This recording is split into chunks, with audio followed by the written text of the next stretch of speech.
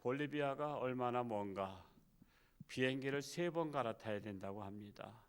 그리고 26시간 비행기를 타야 한다고 합니다. 여러분, 이 버스 타고 가는 것은 고속도로 휴게소에서 내려가지고 간식도 먹고 또 점심도 먹고 또 밖에 나가서 기지개도 펴지만 비행기 안에서는 그게 어렵습니다. 그래서 26시간이면 하루 24시간보다 더 2시간 더 가야 되는 것인데 그렇게 먼 곳에서 오셔가지고 또 그분이 지금 저보다 10살 많으시니까 이제 80이 다 돼가신 분이에요.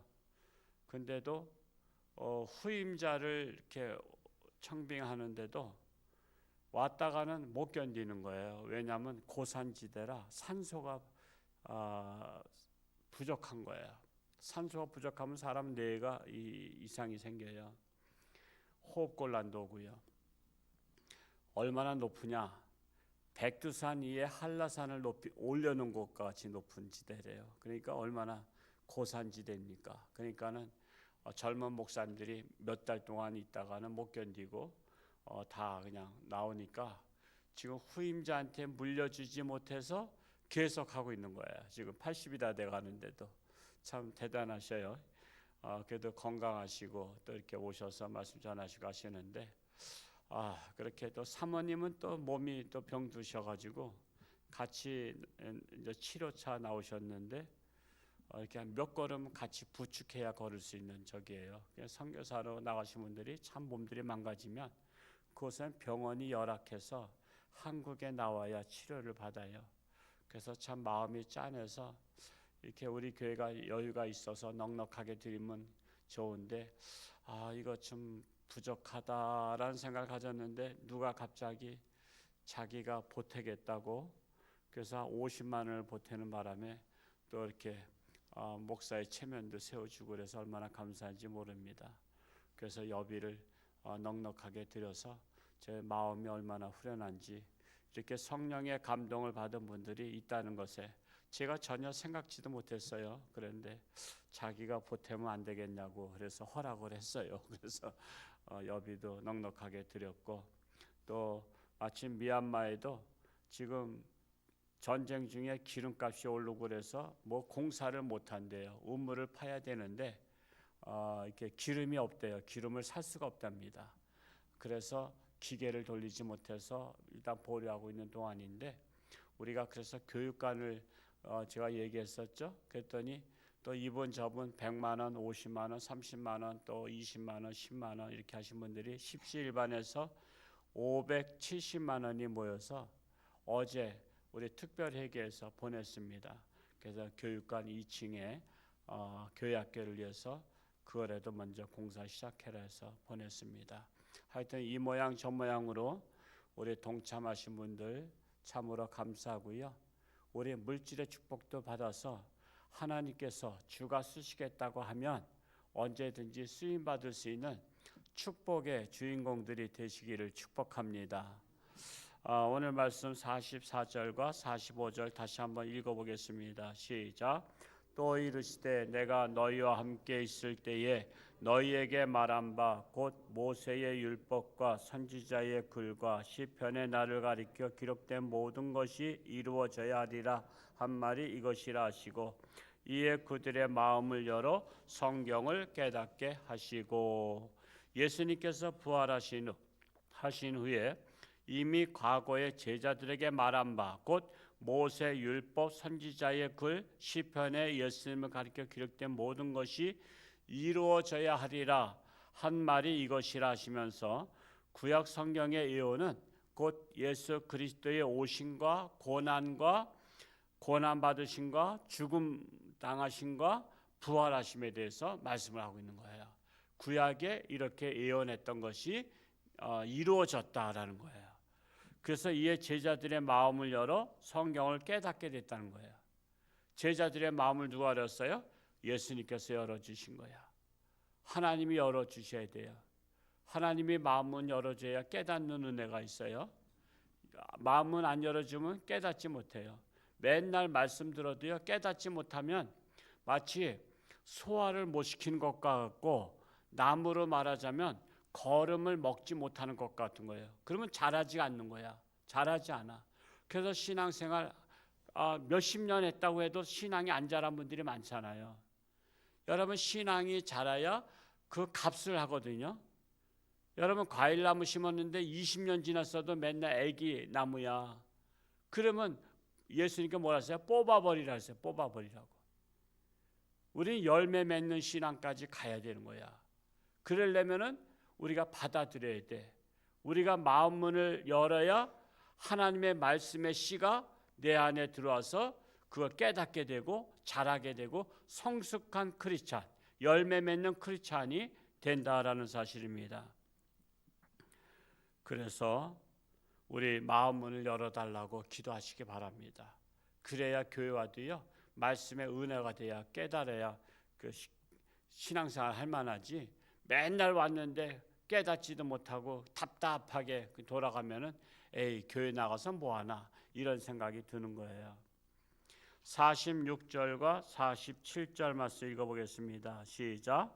또 이르시되 이같이 그리스도가 고난을 받고 제3일에 죽은 자 가운데서 살아날 것과 또 그의 이름으로 제사함을 받게 하는 회개가 예루살렘에서 시작하여 모든 족속에게 전파될 것이 기록되었으니 그랬습니다. 예수님의 역사 중에 제사함을 받게 하는 회개 역사가 예루살렘에서 시작해서 모든 족속에게 전파되리라 예언하고 있는 말씀입니다. 49절 말씀 읽어볼까요? 시작. 볼지어다 내가 내 아버지께서 약속하신 것을 너희에게 보내리니 너희는 위로부터 능력으로 입혀질 때까지 이 성에 머물라 하시니라. 예수님이 하나님께 약속하신 것을 너희에게 보내노니, 약속하신 것이 뭐죠? 성령님을 보내시겠다는 것이죠. 그래서 내가 떠나가는 것이 유익이라, 내가 떠나가지 아니하면 성령님이 오실 수 없고 내가 떠나가야만이 바톤 터치해서 성령께서 오신다는 거예요. 그래서 그 성령이 오셔서 능력을 주실 때까지, 성령이 오실 때까지 이 성에 머물라는 거예요. 이 성이 뭐예요? 예루살렘 교회를 말하고 있어요. 예루살렘 교회에 머물라, 성전에 머물라. 그래서 우리가 부활 전과 부활 후의 신앙이 달라야 되는 거예요. 부활 전에는 좀 신앙이 침체됐다 할지라도 부활절이 지난 후에는 다시 심기일전에서 하나님 앞에 나오는 거예요. 다시 내가 열심히 해봐야 되겠다. 그래서 이 성에, 하나님의 교회에 머물러서 성령님께서 오셔서 나에게 능력을 주실 때까지 우리가 성전에서 기도하라는 것입니다. 50절과 51절 읽어보겠습니다. 시작. 예수께서 그들을 데리고 베다니 앞까지 나가사 손을 들어 그들에게 축복하시더니 축복하실 때에 그들을 떠나 하늘로 올려주시니, 즉 부활 승천하신 예수님께서 베다니 앞에서 손을 들어 제자들을 축복하신 후에 제자들을 떠나서 하늘로 승천하셨다. 그게 부활하신 후 40일 만에 승천하셨다고 기록되어 있는 것입니다. 52절과 53절 읽겠습니다. 시작.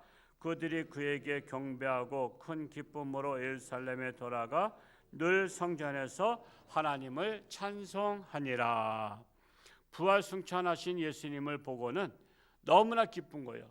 예수님이 죽을 때만 해도 절망했어. 내가 3년 동안 헛고생하면서 따라다녔나. 제자들이 다 실망에 빠져 있었어요. 그리고 뿔뿔이 흩어졌어요. 근데 예수님께서 부활하셨어요. 이 소식을 듣고 갈릴리에서 나를 보자 했을 때 그 갈릴리로 가서 다 제자들을 만났잖아요. 그리고 예수님으로부터 40일 동안 집중교육을 받았어요. 재교육 받았어요. 그리고 예수님께서 하늘로 승천하시면서 내가 다시 오리라 말씀하셨어요. 그렇기 때문에 너무 이제는 확신이 가진 거야. 사람은 확신을 가져야 기쁨이 오는 거야. 확신을 가지고 기쁨이 오니까 늘 성전에서 뭐예요? 하나님을 찬송했다는 거야. 찬송은 기뻐야 찬송하죠.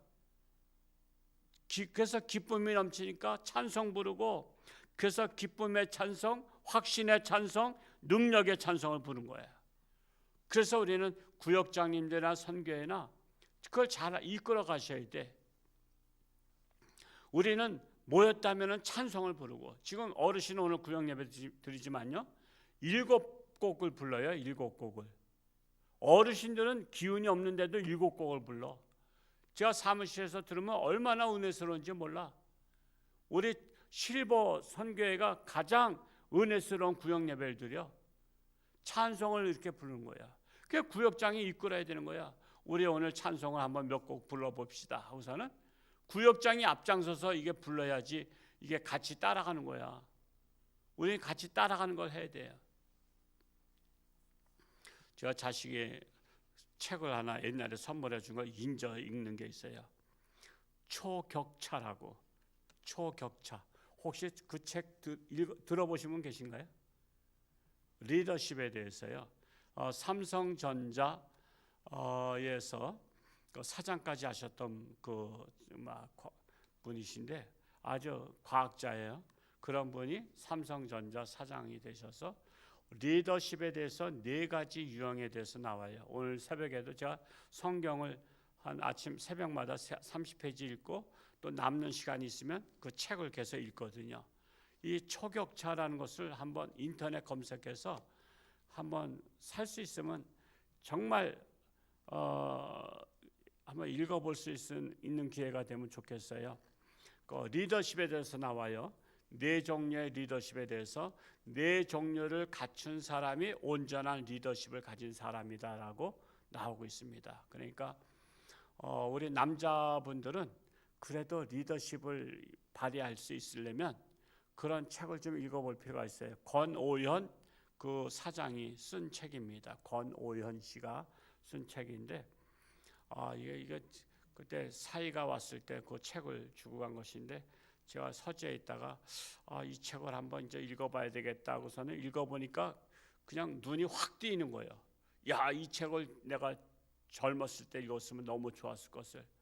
내가 늙었지만은 지금이라도 읽는 게 너무 감사하게 밑줄 짝짝 치면서 읽고 있어요. 이 좋은 책이라 여러분에게 줄 수는 없어. 내가 가지고 있어야 돼. 그러니까 초격차라는 책을 인터넷 검색해서 우리 또 컴퓨터 잘 검색하는 분이 이세한 집사님이 잘하죠. 그거 좀 초격차 책을 좀 검색해서 우리 밴드에다 좀 올려놔서 또 그걸 구입하기 원하시는 분들은 또 사서 좀 보시면 돼요. 기회가 되면.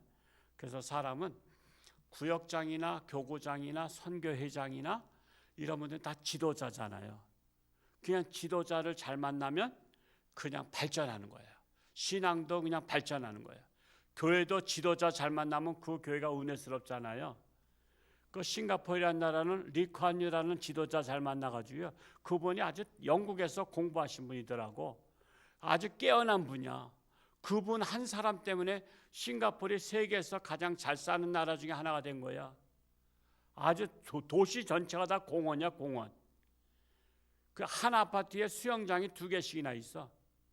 어떻게 2개씩이나 있는지 몰라. 테니스장이 있고 뭐 탁구장이 있고 모든 운동시설을 다 갖췄어.